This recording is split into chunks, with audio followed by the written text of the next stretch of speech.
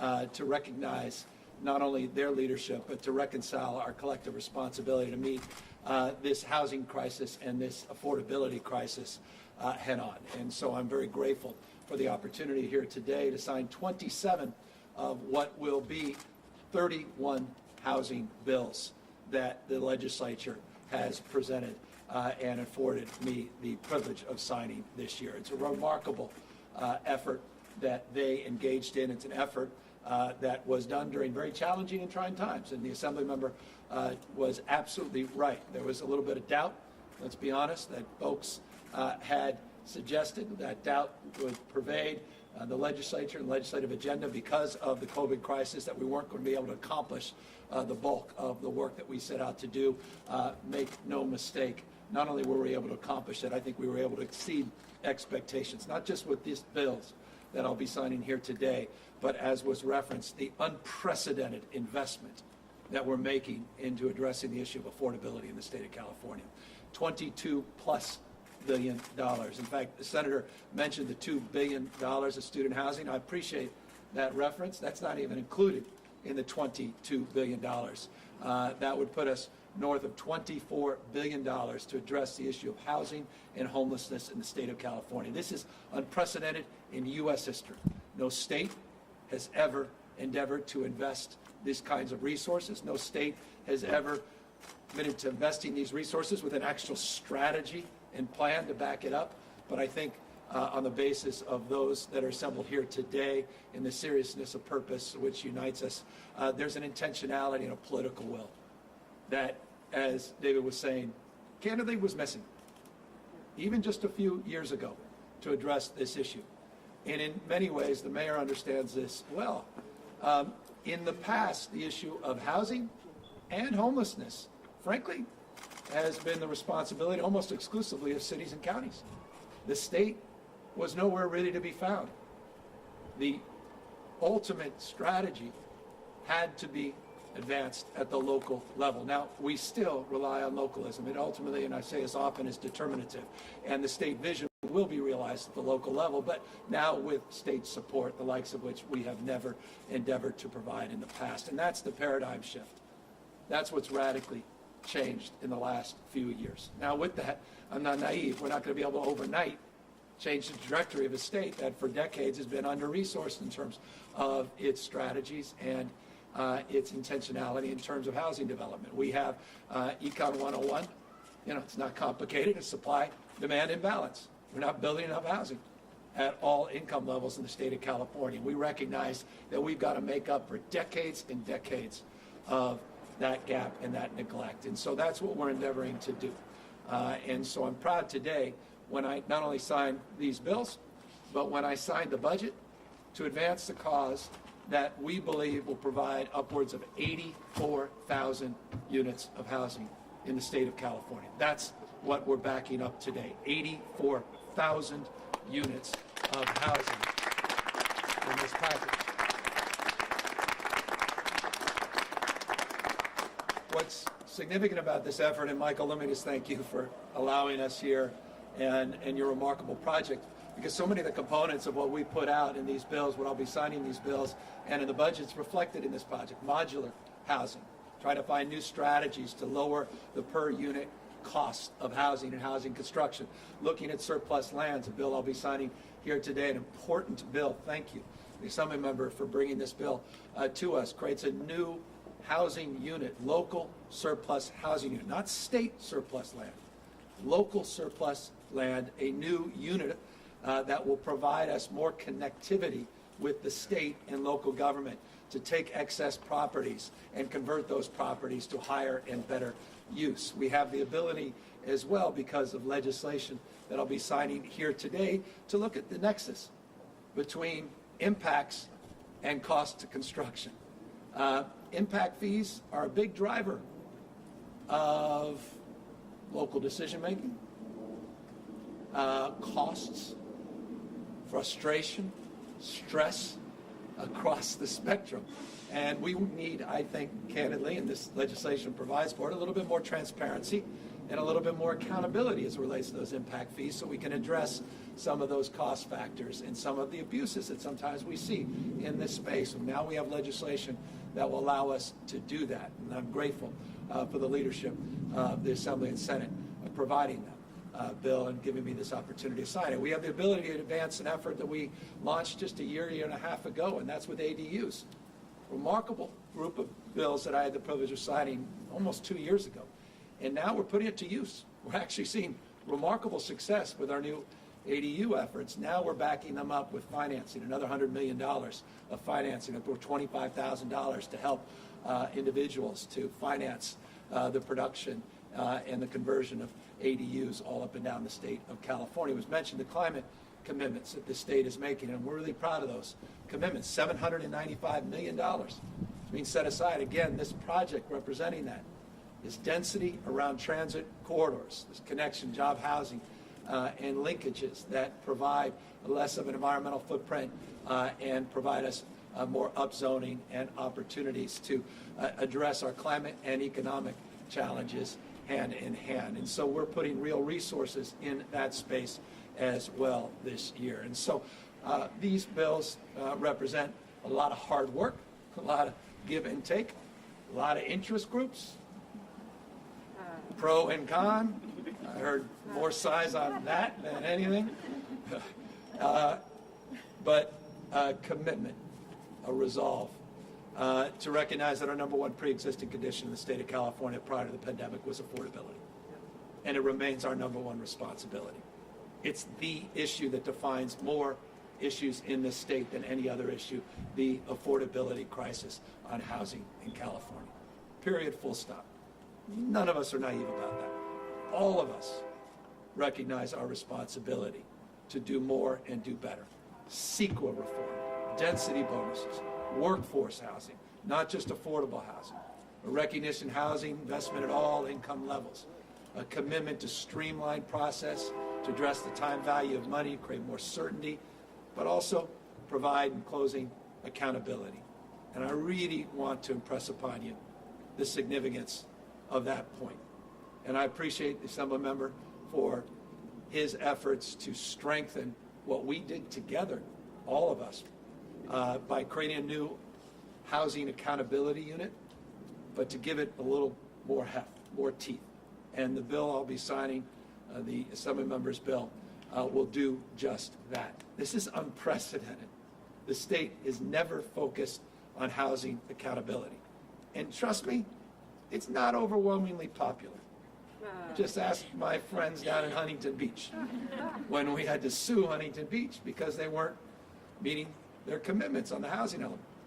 We've got this thing called the RENA goals, which is really the state goals, all the local RENA goals aggregated together, come up with a unit. And by the way, in January, we'll be coming out with our state update in terms of the number of units that we are committed to constructing over this 6th RENA cycle.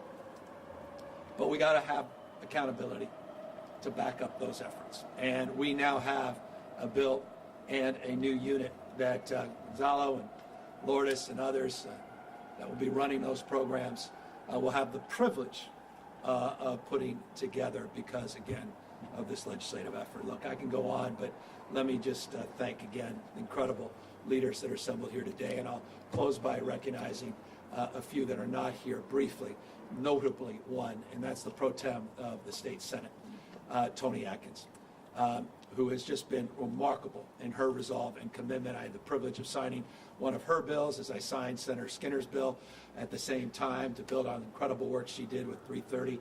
Forgive me, I know sometimes we're talking to each other when you hear these AB this and RENA goals and all. I mean, none of this makes sense. I understand that. Hopefully 84,000 units does, and so that's why I want to focus on that.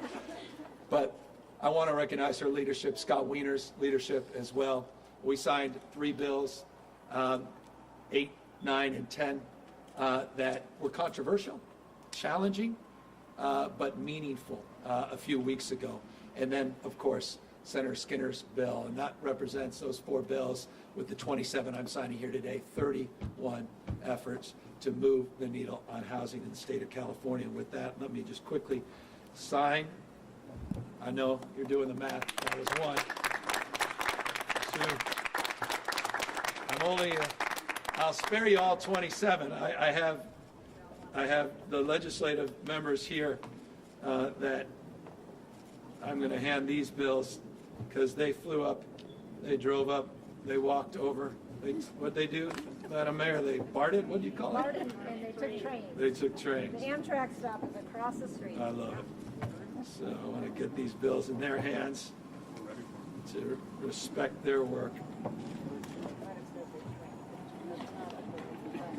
People got it. So let me just, before Jason takes us away, this ain't a bad legislative year in the state of California.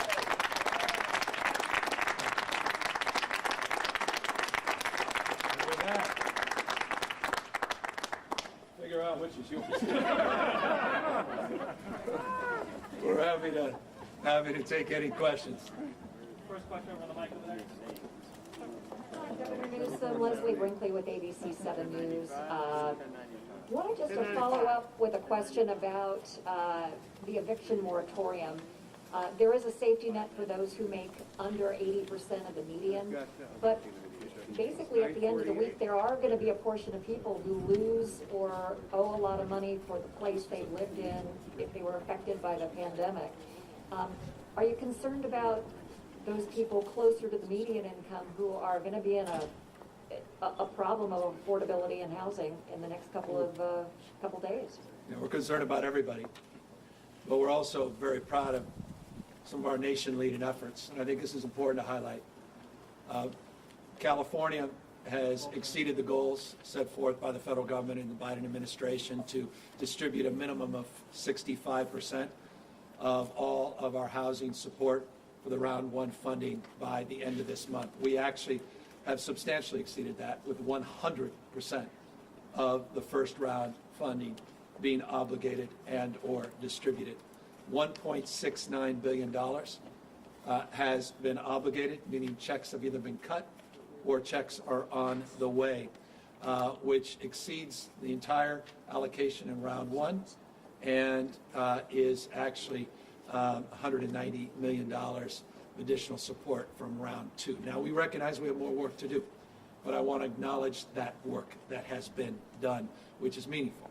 That's part, as the Senator said, of $5.2 billion commitment, as Assembly Member said, by the state. By the way, that's just a component of it. There's an additional $2 billion for utilities, water, electric, and gas utilities. We pay 100% of that if you've been directly impacted by COVID, going back to April of last year through the end of this month. Now, more work has to be done. But you made a point that's an important point. We have protections post-October 1st. We have the nation's strongest protections post-October 1st.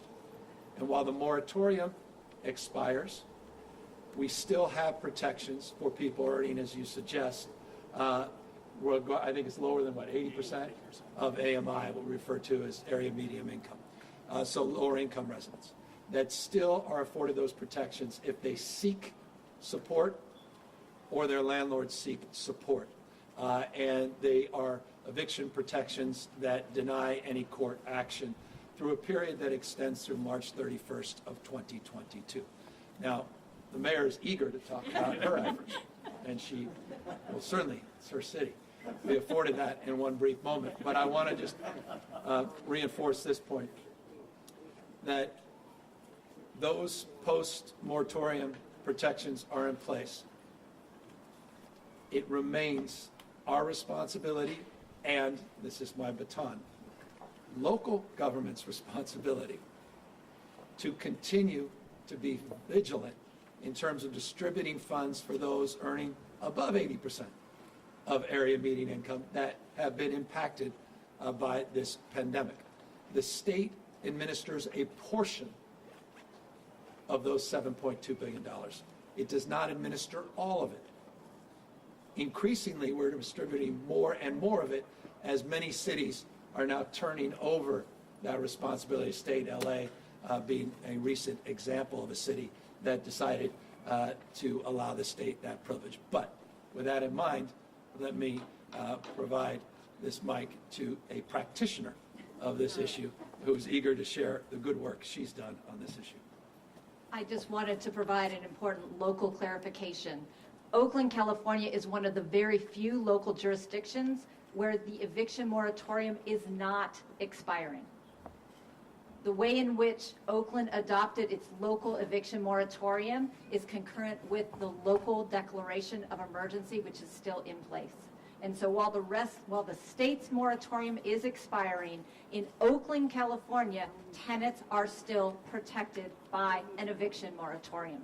It's so important. I literally had my staff calling the Mercury today. Local reporters have got to know that difference. In Oakland, the eviction moratorium is still in place and will continue until the Oakland City Council declares an end to the local health emergency. Just thank you for letting me clarify. Critical. But Mayor, point out it's all of Alameda County. Are you sure? Senator, why don't you say that, because that needs to be reinforced as well.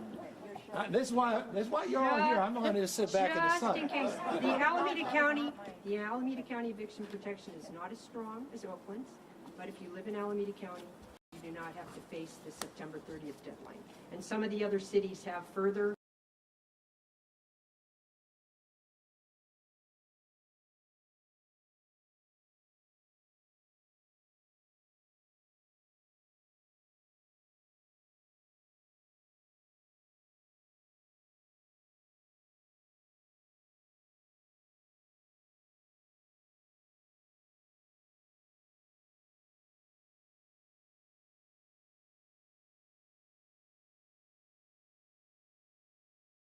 slowly developed.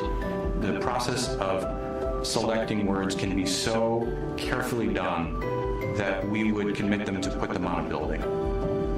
Inside the building, when you're in the sky room, you'll be about this far away from it. So this can all be finished virtually the same as that.